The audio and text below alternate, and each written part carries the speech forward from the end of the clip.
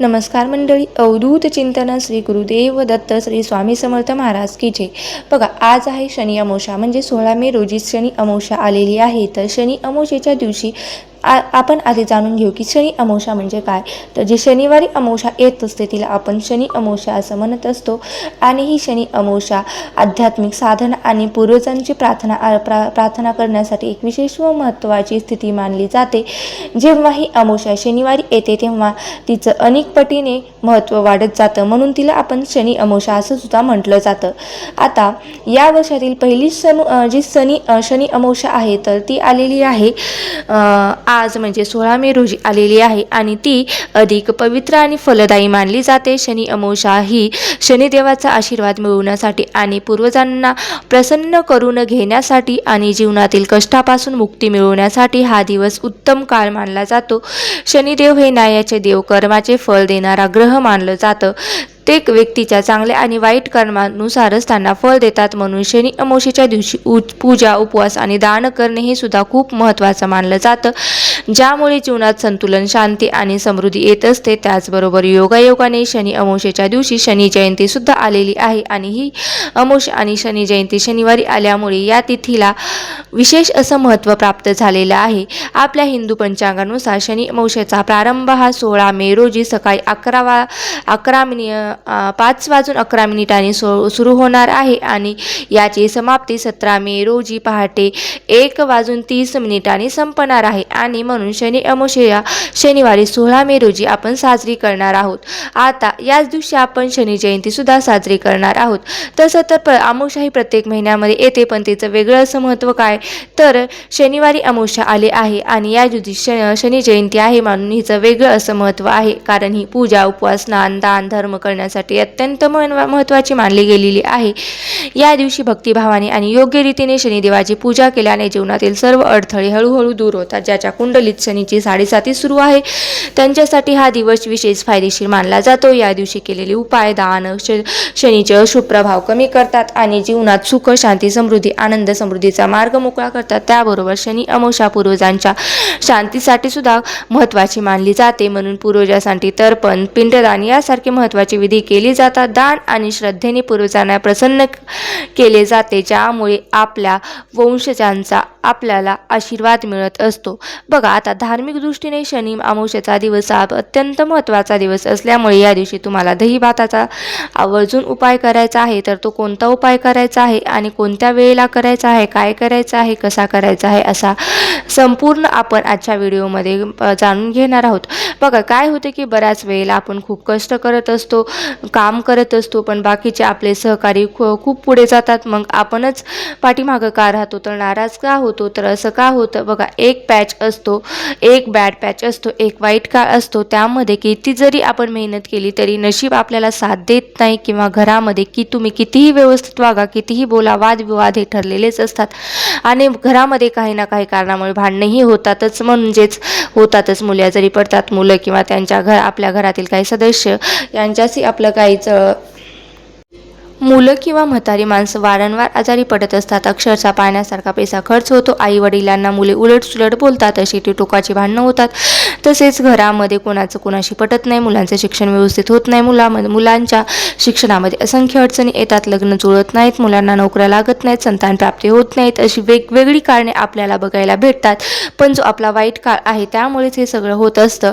परंतु आपल्याला पितृदोष लागलेला असतो. बघा, आता आपल्याला हा पितरांची सेवा आपल्याकडून किंवा आपल्या आधीच्या पिढीकडून राहिलेली असते आणि आपल्या पितरांची सेवा यामुळे देखील आपल्याला हा पितृदोष हा लागू शकत असतो. तर बघा, हे पितृदोष दूर करण्यासाठी आपल्याला आवर्जून अमावस्येच्या दिवशी हे उपाय करायचे आहेत. तर शनी अमावस्येला सर्वांनी हा उपाय करायचा आहे, पण त्याचबरोबर तुम्ही दर अमावस्येला देखील हा उपाय करा. अतिशय छान फरक पडेल. 100% तुम्हाला त्यातून नक्कीच काहीतरी चांगलं झालेलं दिसेल. बघा, तर आपल्याला या दिवशी हे जे काही मी उपाय सांगणार आहे तर ते करायचे आहेत. तुम्ही दिवसभरामध्ये कधीही करू शकता. अगदी तुम्ही दर अमावस्येला, दर पौर्णिमेला, दर एकादशीला तरी केलं तरीही चालतं. प्रखर पितृदोष दूर होऊ शकतो. चला तर मग जाणून घेऊया आपल्याला कुठले उपाय करायचे आहेत आणि काय उपाय केल्याने आपल्याला कोणत्या गोष्टी मिळणार आहेत. म्हणजेच दही भात, दुसरे म्हणजे दही. आता या दोन्ही प्रकारच्या शक्य होतात तर सहज उपलब्ध होतात.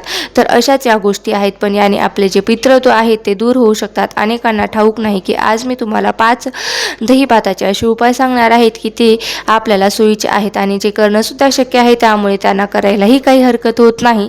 तर बघा, सगळ्यात आधी आपल्याला काय करायचं आहे, तो पहिला उपाय आहे तो पितरांना शांतता प्रदान करण्यासाठी आहे. तुम्हाला काय करायचं आहे, आपल्या घराच्या दक्षिण कोपऱ्याला म्हणजेच तुमच्या बाहेर अंगणामध्ये तुमच्या गच्चीवर तुम्ही जिथे राहता तिथल्या गच्चीवर, टेरिसवर, गॅलरी असेल तर त्या ठिकाणी तुम्हाला थोडासा दही भाताचा नैवेद्य ठेवायचा आहे. हा नैवेद्य ठेवताना तुम्ही केळीच्या पानावर ठेवू शकता किंवा वडाच्या झाडाच्या पानावर देखील ठेवू शकता. ते नाही मिळालं तर तुम्ही पत्रवाळी घ्या किंवा एखादी डिश घ्या. आता ती तुम्हाला वापरात आणायची नाही, अशी डिश ती फेकून द्यायची आहे.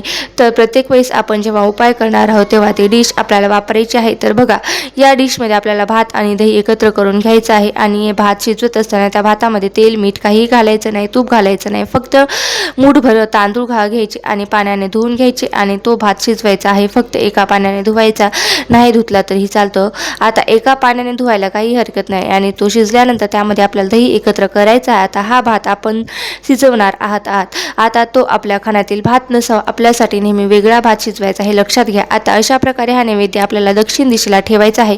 जसं आपण देवांना नैवेद्याचं दाखवताना भरीव चौकोन करतो ना, तसंच त्या प्रकारे वर्तुळ काढायचं आहे. वर्तुळावर ही प्लेट ठेवायची आहे किंवा पत्रवाळी ठेवायची आहे. त्याच्या भोवती गोलाकार पाणी फिरवायचं आहे आणि त्यानंतर पितरांना एक प्रकारे आमंत्रण करायचं आहे आणि हा नैवेद्य अगदी मनापासून मी तुमच्यासाठी केलेला आहे आणि तुम्ही तो स्वीकार करावा आणि हे जे आमचे दोष आहे ते तुम्ही दूर करावे, भरपूर आशीर्वाद द्यावा अशी प्रार्थना करायची आहे आणि दक्षिण दिशेकडे तोंड करून ओम पितृदेवताय नमः असं 11 वेळा म्हणायचं आहे. अशा प्रकारे हा पहिला उपाय तुम्हाला करायचा आहे. आता कावळी किंवा पक्षी जे आहे ते येऊन भात खातील. त्यानंतर उरलेला भात जो आहे तुम्ही दुसऱ्या दिवशी एखाद्या झाडाखाली टाकून द्यायचा आहे किंवा तो तुम्ही निर्मल्यामध्ये सुद्धा टाकू शकता. आता जो दुसरा उपाय आहे तर तो दुसरा उपाय आहे, एक गौरी घ्यायची आहे, छोटीशी गौरी. त्यावर 2-3-4 वड्या कापराच्या ठेवायच्या आहे. थोडंसं तूप टाकायचं आहे, ते प्रज्वलित करायचं आहे. प्रज्वलित केल्यानंतर अशाच प्रकारच्या दही भात थोडासा त्यावर शिंपडायचा आणि ओम पितृदेवताय नमः असं म्हणायचं, जेणेकरून हा नैवेद्य त्यांच्यापर्यंत पोहोचेल आणि त्यांच्या आत्म्यास शांती मिळेल. हा देखील खूप सोपा आणि अतिशय प्रभावी उपाय आहे, तो सुद्धा तुम्ही करून बघा.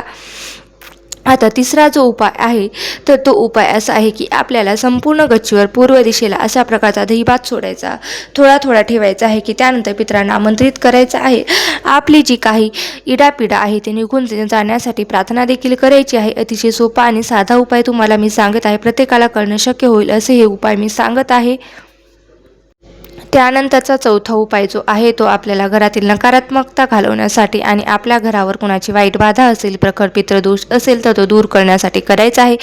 अशाच प्रकारचा एका प्लेटमध्ये किंवा पत्रवाळीवर नारळाची जी करवंटी असते त्यामध्ये हा दहीभात ठेवायचा आहे.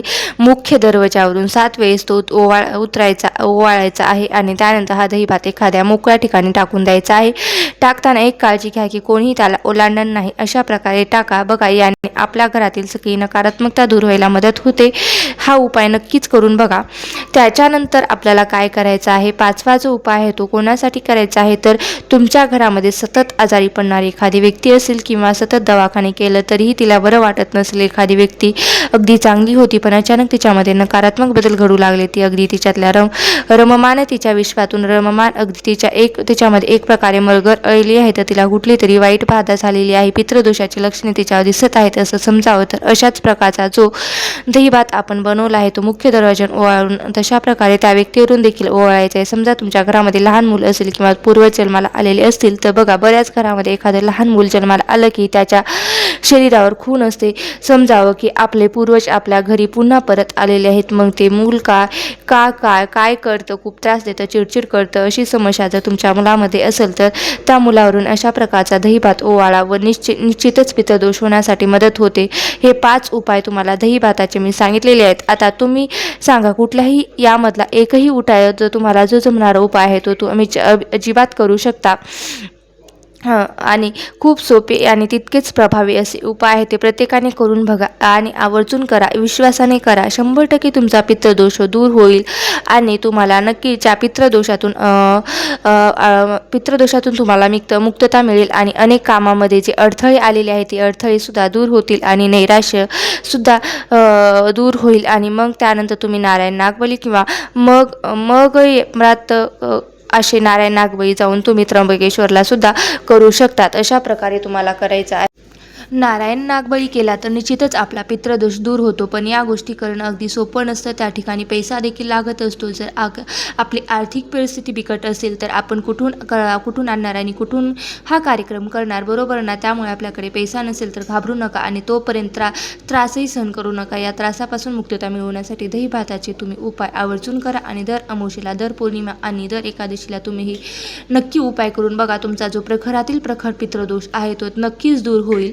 बघा, यासोबतच आपल्या पितरांच्या काही सेवा देखील करायच्या असतात, जसे की दक्षिण दिशेकडे तोंड करून पितृसूक्त म्हणणे, पितृस्तोत्र म्हणणे, तसेच संक्षिप्त श्रीमद भागवत हा ग्रंथ आहे तो सुद्धा त्याचा पाठ केला जातो. आपण अमावस्या पौर्णिमेला किंवा एकादशीच्या दिवशी तरीही त्यांनी पितृदोष दूर होण्यासाठी मदत होत असते. या सेवा त्याचा लाभ घ्या. या व्यतिरिक्त दररोज ओम पितृदेवताय नमः या मंत्राचे एक माळ जप केली तरी निश्चित त्याने देखील आपले पितृ आपल्यावर खुश होतात, प्रसन्न होतात, आपल्या पिढीला आशीर्वाद देत असतात. पुढची पिढी जी आहे ती सुखात जावी, कारण कोणाचे पितृ कोणाला त्रास द्यायला येत नाहीत. पण जर त्या आपल्या पूर्वजांकडून काही चुका झाल्या असतील, नकळत मुद्दाम कोणी करत नाही, पण तसं झालं असेल तर किंवा आपल्याकडून अनावधानाने होत असेल तर त्याचे परिणाम हे आपल्याला भोगावेच लागतात. आता जाता एक शेवटचा उपाय सांगून जाते बघा. शनी अमावस्या आहे तर हा उपाय नक्की करा. म्हणजे तुम्ही एक दिवा आहे तो आपल्या पितरांसाठी, आपल्या पितरांच्या नावाने एक दिवा तुमच्या घराच्या दक्षिण दिशेला शनिवारी म्हणजे आज अमावस्येच्या संध्याकाळी आवर्जून लावायचा आहे. कणकेचा दिवा तयार करा किंवा मातीची पंती घ्या, चालेल. त्याला तांदळाचं आसन द्या आणि त्यावरती आपल्याला हा कणकेचा दिवा किंवा जी पंती आहे ती ठेवायची आहे. त्यामध्ये तुम्ही तेलाचं तेल टाकू शकता किंवा जे तुम्ही वापरत असता तेही टाकलं तरीही चालतं. जे काही देवासाठी वापरता तेही तेल वापरलं तरीही चालेल. असा हा दिवा तुम्ही आज पितरांसाठी लावायचा आहे. त्यामध्ये फक्त काळे तीळ चिमूटभर टाका आणि असा हा दिवा आहे तो दक्षिण दिशेला तोंड करून लावायचा आहे. बाल्कनीमध्ये ठेवा, अंगणामध्ये ठेवा किंवा दक्षिण भागामध्ये लावायचा आहे. कुठलीही जागा असेल तर तुम्ही तुमच्या घरामध्ये भिंत असेल तर तिथेही तुम्ही हा दिवा लावू शकतात. तर तुम्हाला आजची माहिती कशी वाटली, जर आवडली असेल तर नक्की मला कमेंट करून सांगा.